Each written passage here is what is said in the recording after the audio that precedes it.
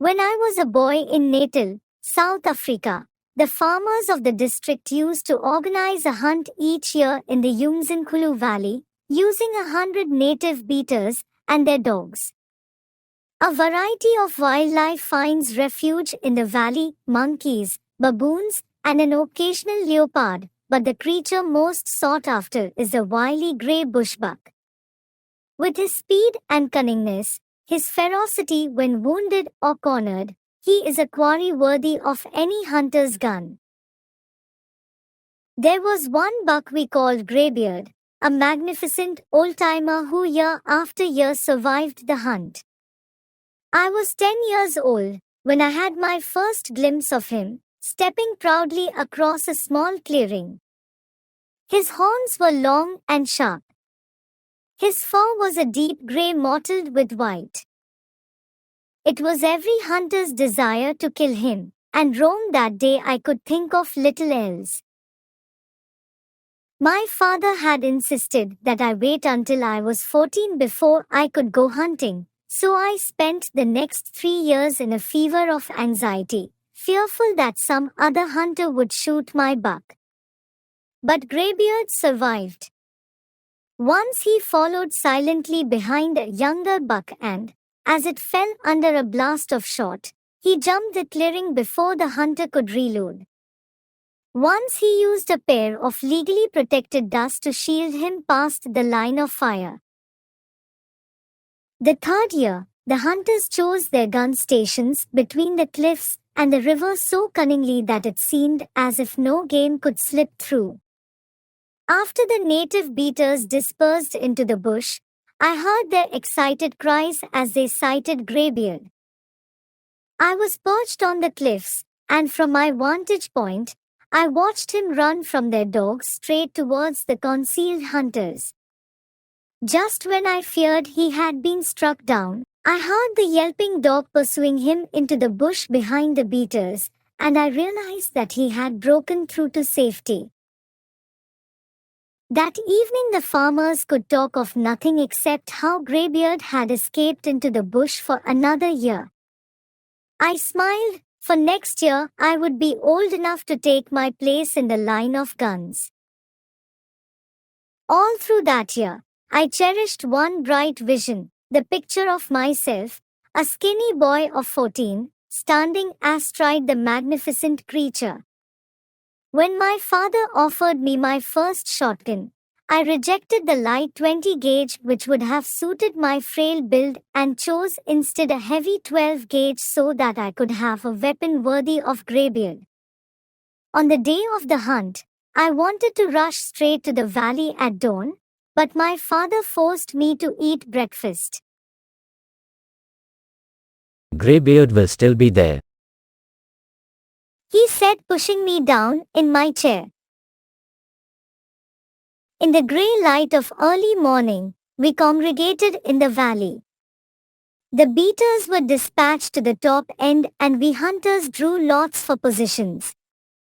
The best positions were close to the cliffs, because bushbucks tend to climb in their effort to escape the pursuing dogs.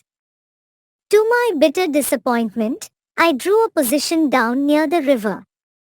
Then I heard my father, who had drawn a good stand, say, "I'll change with my boy. I'd like him to have a good place for his first hunt." As he walked past me, he patted my shoulder. "See that you get the old one," he whispered with a smile. I scrambled up the steep slope, determined to outdistance the others and find the best possible place of concealment. I selected an outcrop of broken boulders, well screened by bush, which gave me a line of fire across a small clearing. For a long while, there was no sound. Then came the shouts of the beaters, the sound of sticks beaten against trees, and the yelping of dogs. First came a doe, blundering past me in panic-stricken flight, then a young buck. I let him pass.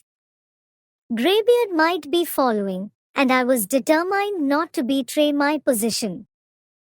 But there was no further movement, and I wondered if Graybeard had crossed lower down. Then a trembling of the bush caught my eye.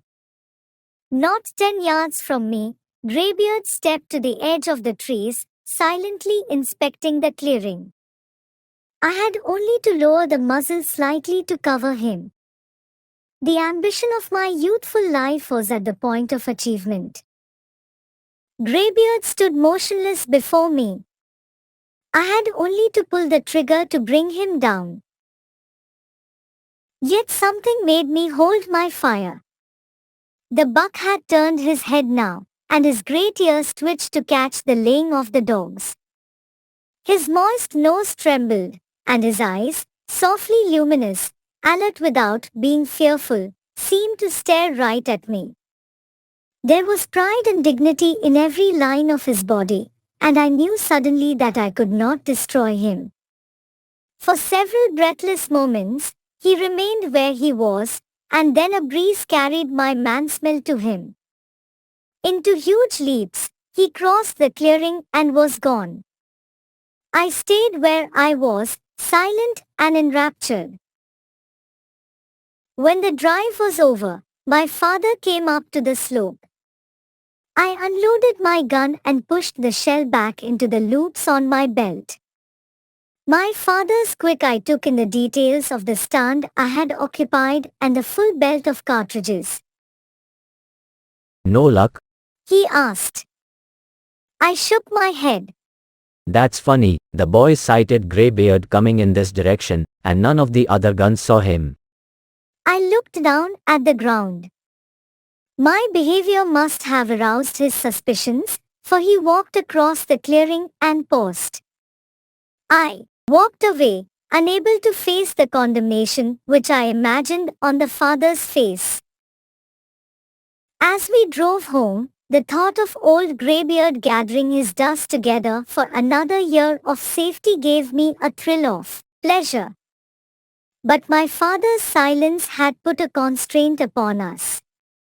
Finally he asked, What happened, son? Shyly, I tried to tell him. I described Graybeard as I had seen him, majestic and fearless.